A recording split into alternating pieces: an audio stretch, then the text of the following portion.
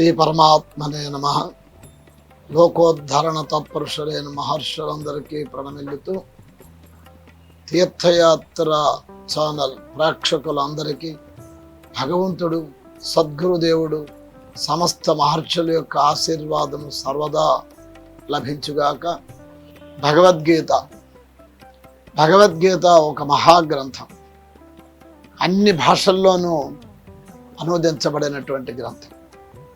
5000 సంవత్సరాల క్రితం ఒక యుద్ధక్షేత్రంలో చెప్పినటువంటి బోధ, ఆ బోధ గీతారూపంగా పెంపొంది అదొక గ్రంథ రూపంలోనూ ముద్రించబడి దానిలో ఉన్నటువంటి ఆ సారాంశాన్ని ఎంతోమంది గ్రహించి వారి వారి భావాల్ని చొప్పించి అనువదించి ఎంతోమందికి అందించారు.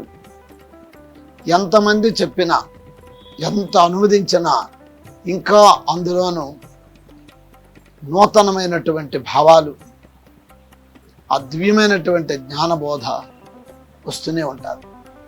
ఎందుకంటే అది కల్పవృక్షం, కామధేనువు చింతామణి లాంటిది. కల్పవృక్షం కింద కూర్చొని మనం ఏది కోరితే అదే మనకు వస్తుంది.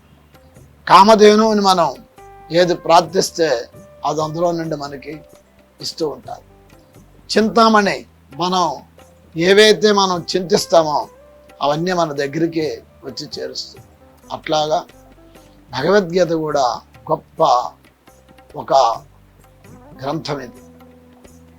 మనం భక్తి జ్ఞాన వైరాగ్యాలు కావాలనుకుంటే భక్తిని, జ్ఞానాన్ని, వైరాగ్యాన్ని ఇస్తుంది. ధనధాన్య ఐశ్వర్యాలు కావాలనుకుంటే ధనధాన్య ఐశ్వర్యాలను ఇస్తుంది. ఈ లోకంలో గొప్ప కీర్తి పొందాలనుకుంటే ఆ కీర్తినిస్తుంది. నాకు మోక్షం కావాలి అనుకుంటే మోక్షాన్ని ప్రసాదిస్తుంది. ఎవరెవరు ఏదేది కోరుతారో అది ఇస్తుంది భగవద్గీత. అటువంటి భగవద్గీత కర్మ, భక్తి, జ్ఞానం అని 3 షట్కాలుగా విభజింపబడింది. వేదవ్యాసులు వారు అక్కడ యుద్ధంలో అర్జునుడు చెప్పిన బోధని 18 అధ్యాయాలుగా దాన్ని సంస్కృతంలో శ్లోక రూపంగా రాశారు. రాసి అది 18 అధ్యాయాలుగా విభజించి ఏరి కూర్చి పెట్టారు. భగవద్గీత అందరికీ సరళమైనది. వేదాలు, ఉపనిషత్తులు కొంత కఠినంగా అర్థం కాకపోవచ్చు. అది కొంతమంది పండితుల వరకే అర్థమవుతుంది. కానీ భగవద్గీత సర్వసామాన్యులందరికీ అర్థమైనటువంటి సులభమైనటువంటి బోధని భగవంతుడు మనకి అందించాడు. అటువంటి భగవద్గీతని మనం ఇదివరకు ప్రథమాధ్యాయాన్ని మనం చెప్పుకున్నాం. ఇప్పుడు ద్వితీయాధ్యాయం సాంఖ్యయోగం. ఈ 2వ అధ్యాయం దీని పేరే సాంఖ్యం.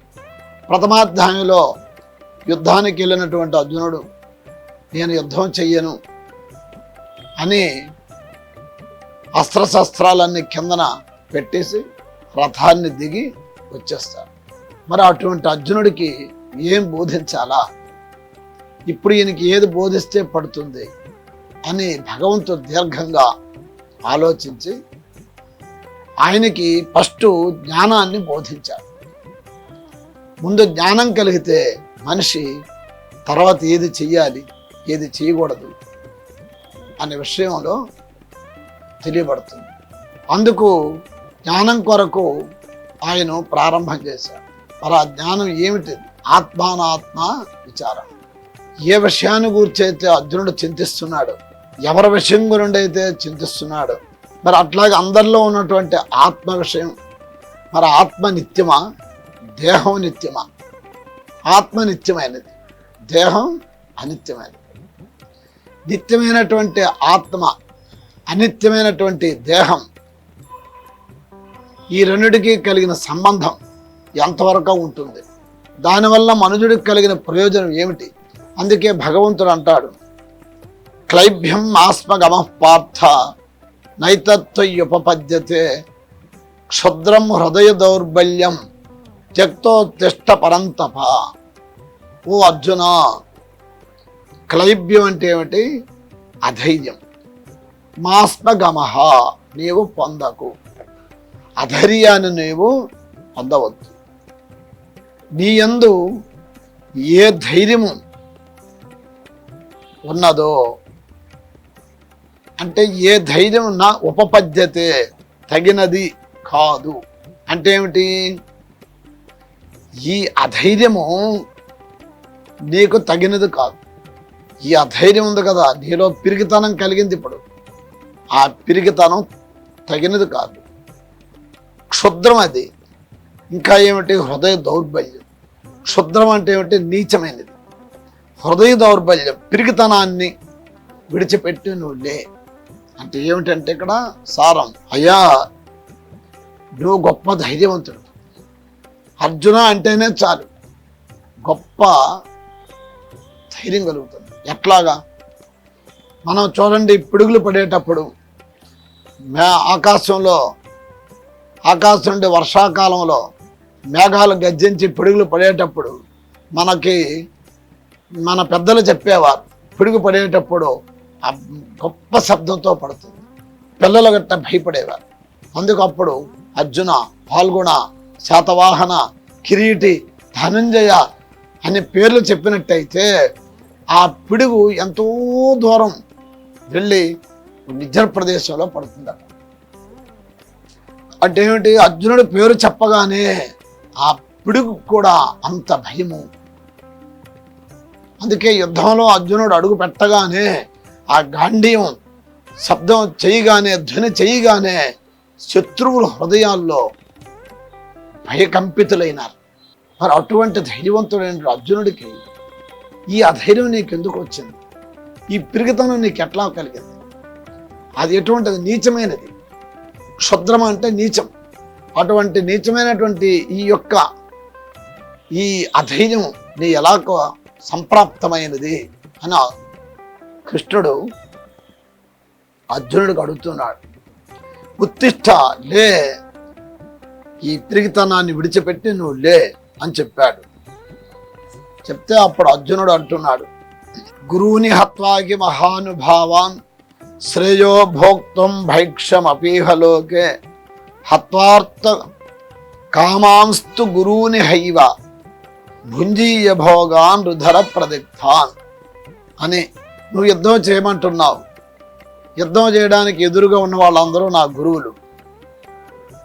మహానుభావాన్ని అంటే పూజ్యులైనటువంటి గురువుల్ని, వాళ్ళని నేను ఏ విధంగా చంపాలా? పూజ్యులైన గురువులను చంపి ఈ లోకమునందు అర్థకామాత్మకములైన నట్టి రక్తముతో కూడుకున్నది భోగాలు అనుభవించట కన్నా అట్టి గురువులను సంహరించకుండా ఉండుటే మంచిది. భుంజీయ భోగాన్ రుధిర ప్రదగ్ధాన్. మనం 10 మందిని చంపి 10 మంది డబ్బు నిష్కారణంగా తీసుకొని, నిష్కారణంగా దోచుకొని ఆ ధనాన్ని మనం జీవించడం కంటే పెచ్చమెత్తుకోవడం అది వీలైంది అని అర్జునుడు అంటున్నాడు. వీళ్ళందరినీ చంపి ఈ రాజ్యాన్ని అనుభవించే కంటే హాయిగా భిక్షమెత్తుకుంటే ఎవరో ఒకరు భిక్షం పెడతారు, ఆ రోజు ఆ భిక్షంతో నేను జీవిస్తాను అన్నటువంటి భావాన్ని అర్జునుడు కృష్ణుడికి తెలిపాడు.